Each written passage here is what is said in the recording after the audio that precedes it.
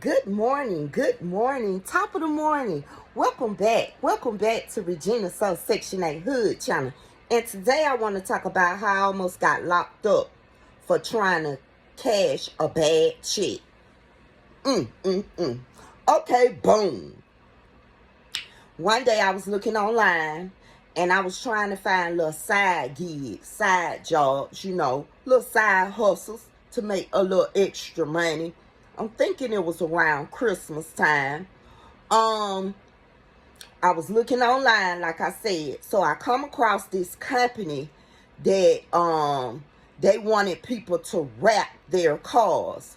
So what I mean about wrapping your cars is, okay, for instance, if the company is Regina So Section 8 Hood, just for instance, and in order for me to advertise Regina So Section 8 Hood, I will put it on my car. But it's a whole wrap. It will cover your whole car. It will cover the doors. It will cover, on the top of the car, the back of the car. Everywhere a person looks on your vehicle, it will show whomever you're advertising for. Regina So Section 8 Hood, for an example. So I was like, okay. I had a Ford Explorer truck back then. I was like, okay, I can make good money out of this. So this was the kicker, y'all. They sent me the check in the mail along with what I'm supposed to do. So I supposed to have went to the check cashing place or whatever the bank to cash the check.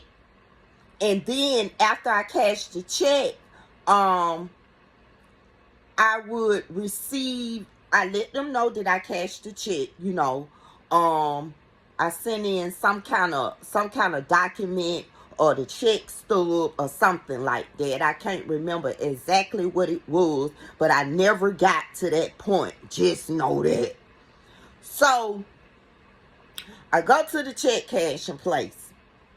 And when I get to the check cashing place, I've been going to this check cashing place for several years, so they know who I am. I cashed my work checks when I worked for daycare centers or whatever at this particular location, so they knew who I was. You know what I'm saying? So anyway, I get a lady the check, and she asked me for my ID. So I give her my ID. So I'm sitting there because it usually don't take that long once you get up to the, window. So I'm just sitting there. It's been like 7 minutes now. So I asked the lady, I said, is something wrong? She said, no. She said, just hold on for a minute.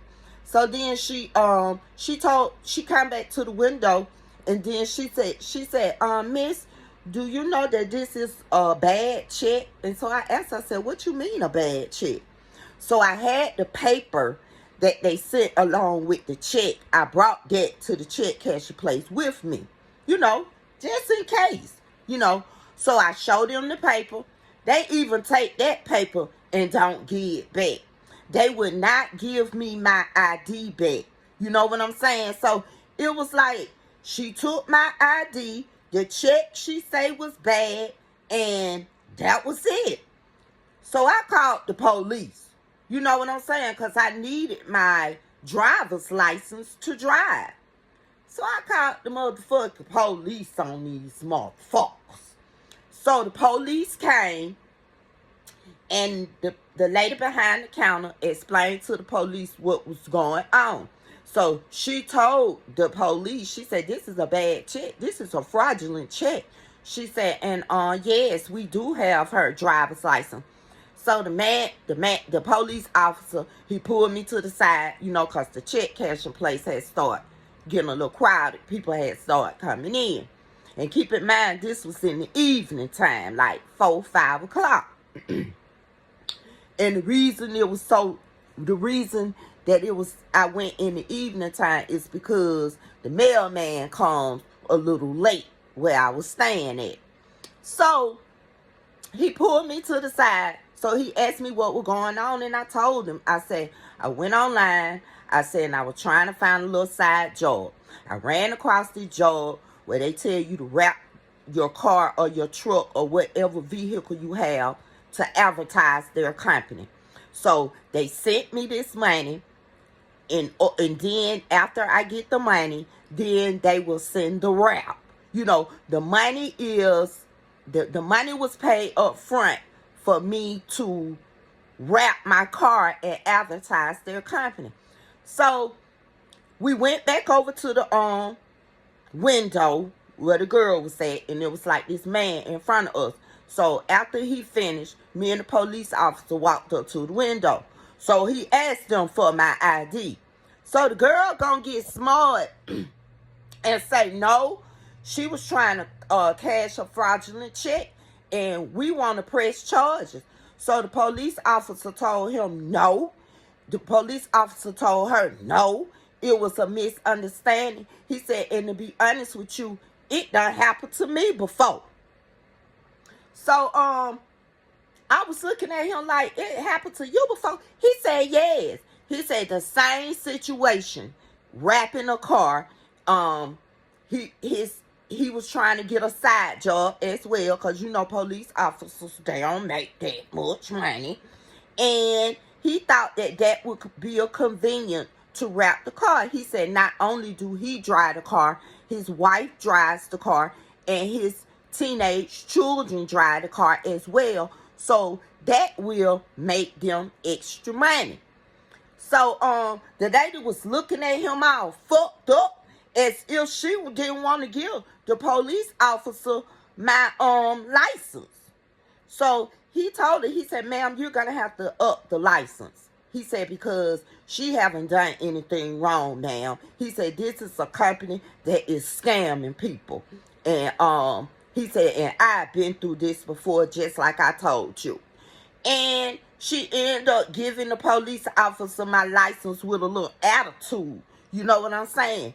What they was going to do is, I noticed it, they have people IDs up there in fraudulent checks, where everybody that walks in the check casher place can view it. So I'm assuming they was going to put mine up there as if to say that I tried to cash a fraudulent check, which was true. But I didn't know that it was a fraudulent check. I didn't know that they were trying to scam. You know what I'm saying? So when I get my license, me and the police officer, we walk out the check casher place together. And he expressed to me, he said, if it's something that really don't make no sense, because a person really not going to pay you before you do the job. He said, if it's something like that, he said, just take it up as it's a scam and don't even try. He said, because it could have been any other police officer, and y'all know what I'm talking about. This police officer was black. He said, if it would have been any other police officer, and especially one that hadn't been through this situation, you would have went to jail for check fraud. So he gave me a hug, and he just said, be aware of the scammers. And I got on in the car, and I left. And as I was thinking about it, y'all, I was trying to figure out exactly what the scam was. Because the first go around, they didn't want me to send them no money back. You see what I'm saying? They was actually paying me up front to wrap the car. So I was trying to figure out exactly what the scam was. I want y'all to put it in the comment box below. What do you think the scam was? Do you think the next time they would ask me to cash the check and then send them some money back or something? Or was it really a scam? Because I was trying to figure out where the scam came in at. Because I guess the scam was the fraudulent check. But how would they be accommodated with the monies of the check? Or were they just paying me really to wrap the car and advertise?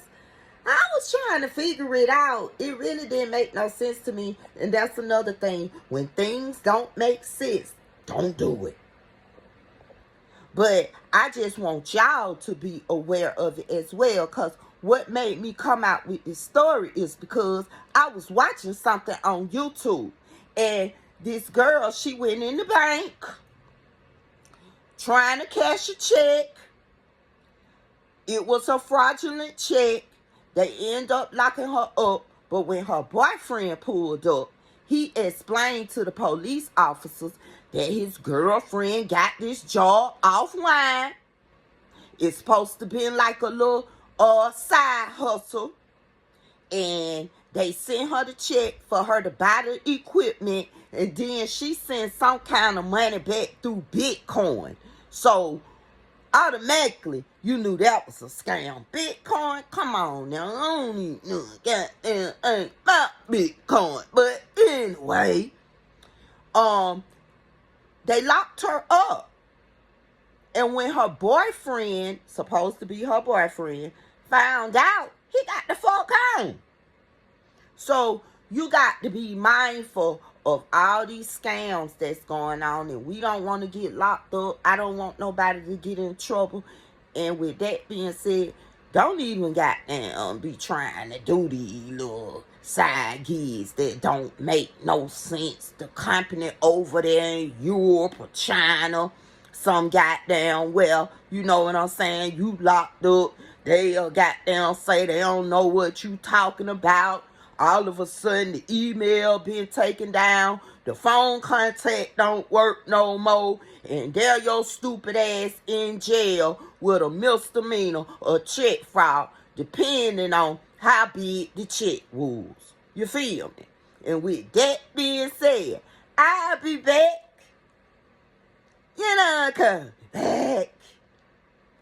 Peace.